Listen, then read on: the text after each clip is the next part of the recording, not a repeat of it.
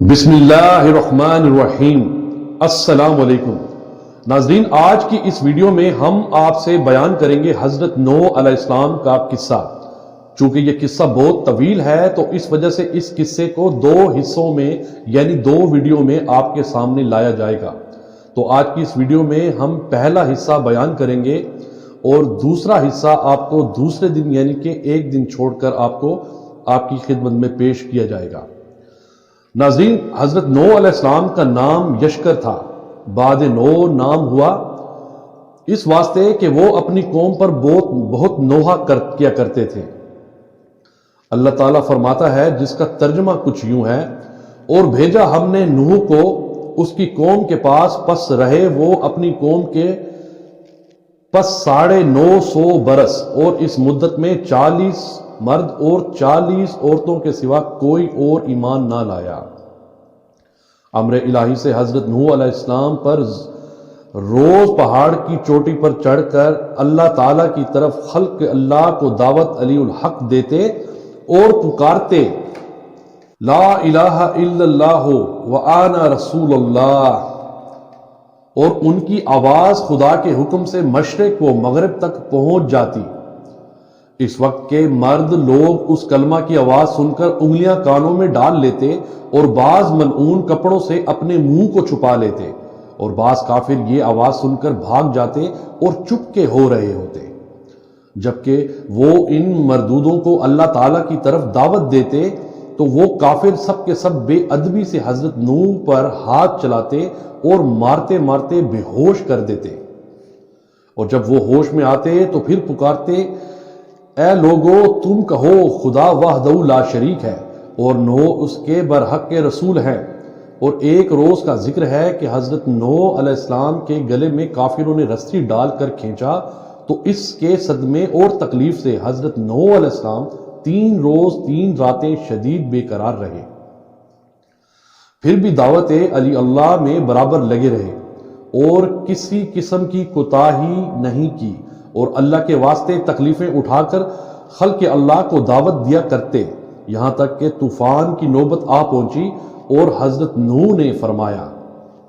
ترجمہ کچھ یوں ہے، حضرت نوح نے اپنے رب سے کہا، اے میرے رب، میں بلاتا رہا اپنی قوم کو رات و دن، مگر میرے بلانے سے اور زیادہ بھاگتے ہی رہے، اور ہر روز مجھ پر سوائے ظلم و ستم کے کچھ نہیں کرتے۔ ایک دن کا ذکر ہے کہ حضرت نوح نے اپنی قوم کو خدا کی طرف دعوت دی تو کافروں نے آ کر حضرت نوح کو ایسا مارا کہ تمام کپڑے لہو لہان کر گئے۔ تب ان کی بیوی جو کہ کافرہ تھی کہنے لگی کہ اے قوم، نوح دیوانہ ہوا ہے، تم اتنا مت مارو، جو وہ کہتا ہے اپنے دیوانے پن سے کہتا ہے اور وہ کچھ نہیں جانتا۔ حضرت نوح نے اپنی بیوی سے جب یہ باتیں بے ادبی کی سنی، تب حضرت نوح نے آسمان کی طرف منہ کیا اور رو کر کہا جیسا کہ اللہ تعالیٰ نے فرمایا۔ قولا تعالیٰ، ترجمہ کچھ یوں ہے، پھر اس نے پکارا اپنے رب کو کہ گھر گیا ہوں کافروں میں، اور تو میرا بدلہ ان سے لے۔ فی الفور جبرائیل امین علیہ السلام نے آ کر کہا، اے نوح، تو دعا کر، تیری دعا خدا کی درگاہ میں مستجاب ہے۔ یہ قوم کفار تم پر ہرگز ایمان نہ لاوے گی، اور تم اس درخت کو لگاؤ۔ اور دوسرا قول یہ ہے کہ جبرائیل نے ایک شاخ درخت بھیج سے لا کر دی۔ حضرت نوح نے اس شاخ کو زمین پر لگایا، جب 40 برس گزرے وہ درخت اس قدر بڑا ہوا کہ 600 گز لمبا، 400 گز موٹا چوڑا ہو گیا، اور اس 40 برس کے اندر تمام بیویاں ان کافروں کی بانجھ تھیں اور نسلیں ان کی منقطع اور باقی عذاب الہی سے معذوب ہوئیں۔ سبب اس کا یہ ہوا کہ وہ اپنے بیٹوں کو نوح علیہ السلام کے پاس لے جا کر بولیں کہ اے لڑکو، تم اس دشمن کو جانو اور اس کی بات نہ مانو، اس کو ہمیشہ ذلیل و خوار کیجیو کہ وہ دیوانہ ہے۔ حضرت نوح نے جب یہ وصیتیں ان سے سنی تب ان لوگوں سے نا امید ہو کر درگاہ الہی میں زاری کی اور کہا، ترجمہ کچھ یوں ہے، اور کہا نوح نے، اے رب، اب نہ چھوڑ زمین میں منکروں کا ایک گھر بھی بسنے والا کہ نسل کافروں کی باقی نہ رہے زمین پر۔ تب جبرائیل علیہ السلام تشریف لائے اور فرمایا کہ اے نوح، اس درخت سے تو ایک کشتی بنا۔ نوح علیہ السلام نے کہا کس طرح بناؤں؟ جبرائیل نے کہا کہ تو اس درخت کو کاٹ اور چیر کر تختے بنا، میں تجھے بتاؤں گا۔ نوح نے اس درخت کو کاٹا اور چیر کر تختے بنائے۔ اللہ تعالیٰ نے فرمایا، ترجمہ کچھ یوں ہے، فرمایا اللہ تعالیٰ نے ہمارے روبرو ایک کشتی بناؤ اور ظالموں کے بارے میں مجھ سے کچھ نہ بول، یہ تو بے شک غرق ہوں گے۔ تو اس درخت کے تختوں سے کشتی بنا اور شاخوں سے اس کی میخیں لگا۔ حضرت نوح علیہ السلام نے بموجب تعلیم حضرت جبرائیل علیہ السلام کے دروگری سیکھ کر اس درخت کے تختے بنائے۔ پہلے تختے پر نام آدم کا اور دوسرے تختے پر نام شیز علیہ السلام کا اور تیسرے تختے پر نام ادریس علیہ السلام کا اور چوتھے تختے پر نام نوح علیہ السلام کا اور پانچویں تختے پر نام موسیٰ علیہ السلام کا اور چھٹے تختے پر نام صالح علیہ السلام کا اور ساتویں تختے پر نام ابراہیم کا، اور اسی طرح 1,24,000 تختے نام سے 1,24,000 پیغمبروں کے نکالے، یعنی ہر تختہ پر ایک ایک پیغمبر کا نام لکھا تھا، اور آخری تختے پر نام حضرت محمد مصطفیٰ صلی اللہ علیہ وسلم کا تھا جو خاتم الانبیاء ہیں۔ حضرت نوح علیہ السلام نے جبرائیل علیہ السلام کی تعلیم سے کشتی بنائی۔ طول اس کشتی کا 1,000 گز اور عرض اس کا 400 گز تھا۔ جب کشتی تیار ہوئی تو اس کشتی کو دیکھ کر کافر لوگ بہت ہنسے اور افسوس کرنے لگے، جیسا کہ حق تعالیٰ نے فرمایا۔ ترجمہ کچھ یوں ہے، اور نوح علیہ السلام کشتی بناتے تھے اور جب اس قوم کے سردار اس پر سے گزرتے تو ہنستے۔ اس پر نوح نے ان سے کہا اگر تم ہنسی کرتے ہو ہم پر تو ہم ہنستے ہیں تم پر جیسے تم ہنستے ہو، اور اب آگے جان لو گے کہ کس پر عذاب آتا ہے، عذاب رسوا کرنے والا اور ہمیشہ رہنے والا۔ یہ فائدہ تفسیر میں لکھا ہے کہ وہ کافر ہنستے تھے کہ خشک زمین میں غرق ہونے کا بچاؤ کرتا ہے، اور حضرت نوح اس چیز پر ہنستے تھے کہ دیکھو ان کے سر پر موت کھڑی ہے اور یہ لوگ ہنستے ہیں۔ غرض کشتی تیار ہو گئی اور اس میں 4 تختے کم ہوئے۔ حضرت نوح علیہ السلام نے حضرت جبرائیل سے کہا، تو جبرائیل نے کہا کہ حضرت محمد صلی اللہ علیہ وآلہ وسلم خاتم الانبیاء ہیں۔ 4 تختے ان کے 4 دوستوں کے نام سے، ان کے نام یہ ہیں، اول حضرت ابو بکر صدیق رضی اللہ تعالی عنہ، دوسرے حضرت عمر ابن الخطاب، تیسرے حضرت عثمان غنی اور چوتھے حضرت علی رضوان اللہ تعالی علیہم اجمعین کے نام سے لگانا چاہیے، تو پھر کشتی تمہاری اللہ تعالیٰ کے فضل و کرم سے محفوظ رہے گی اور نجات پائے گی۔ اور جس مومن کے دل میں حضرت محمد صلی اللہ علیہ وسلم کی محبت اور اللہ کے 4 یار کی محبت ہوگی وہ آتش دوزخ سے نجات پائے گا۔ اور فرمایا اے نوح، دریائے نیل میں ایک درخت ہے، کسی کو بھیج کر وہاں سے منگوا کر اس سے 4 تختے بنا، 4 یاروں کے نکال کر اس میں لگا۔ تب نوح نے اپنے بیٹوں کو کہا، انہوں نے نہ مانا اور بولے کہ اوج بن انق کو بھیج دو کہ وہ ہم سے قوت زیادہ رکھتا ہے اور اس کی راہ بھی خوب جانتا ہے۔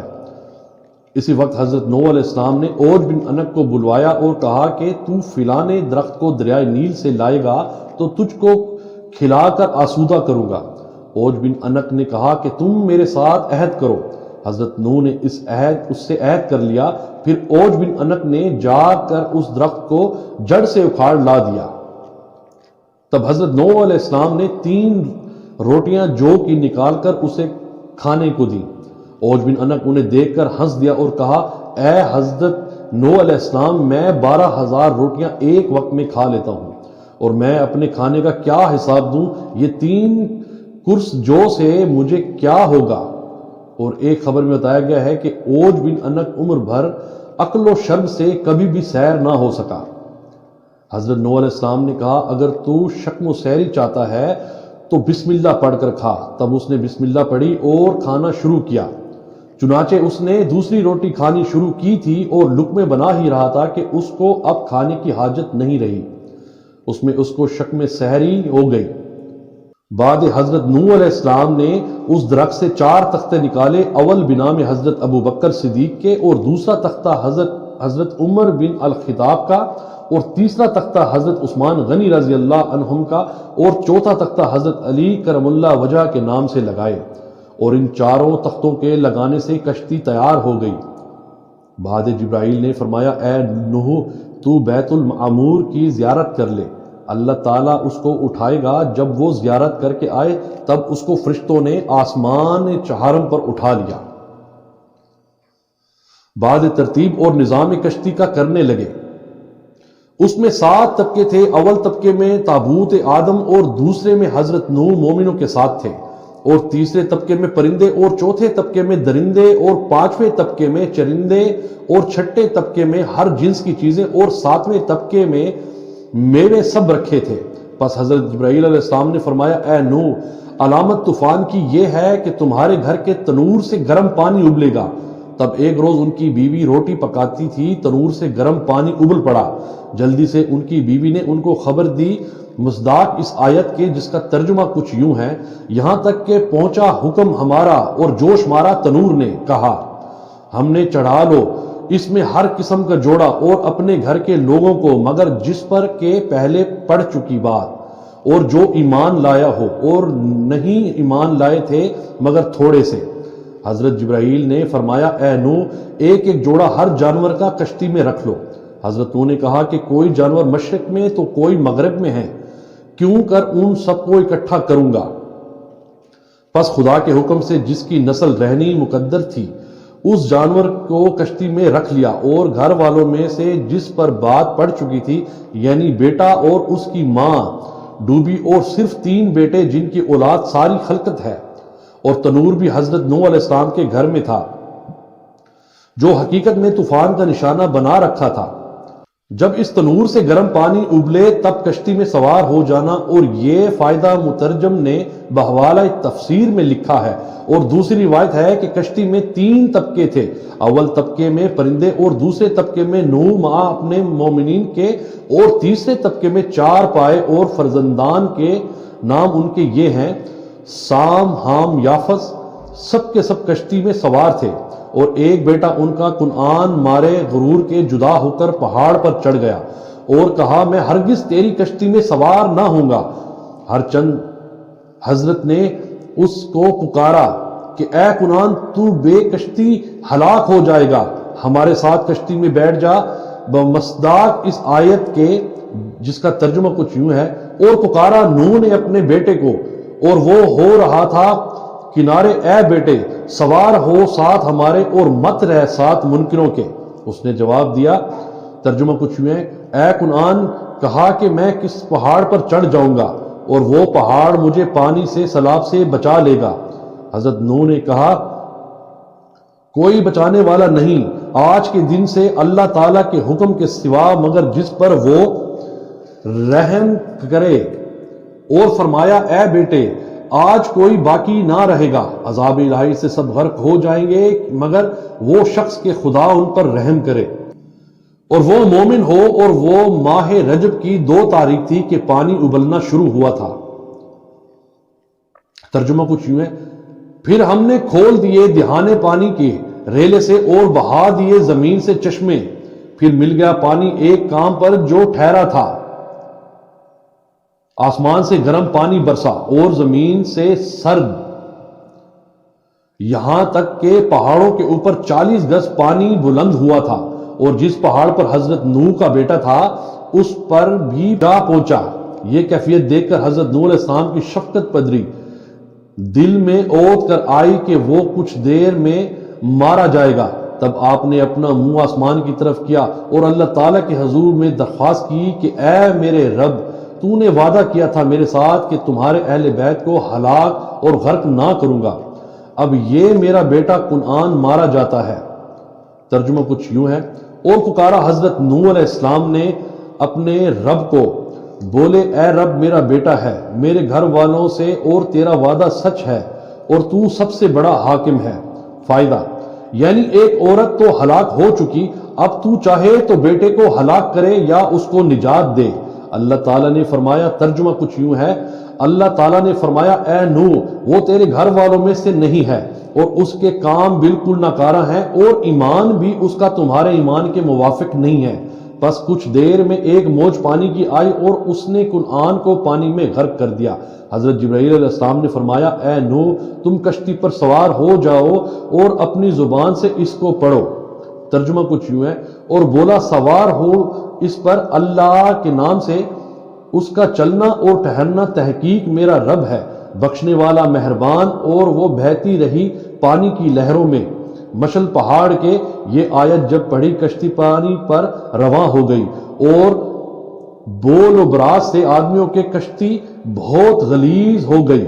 حضرت نوح علیہ السلام نے الہام الہی سے ہاتھی کی پیشانی پر ہاتھ پھیرا، قدرت الہی سے دو خوک خنزیر سور اس کی ناک سے پیدا ہوئے اور انہوں نے سب غلاظت کشتی کی صاف کی، اور ابلیس علیہ لعنت نے خنزیر کی پیشانی پر ہاتھ پھیرا تو اس کی ناک سے دو چوہے پیدا ہوئے۔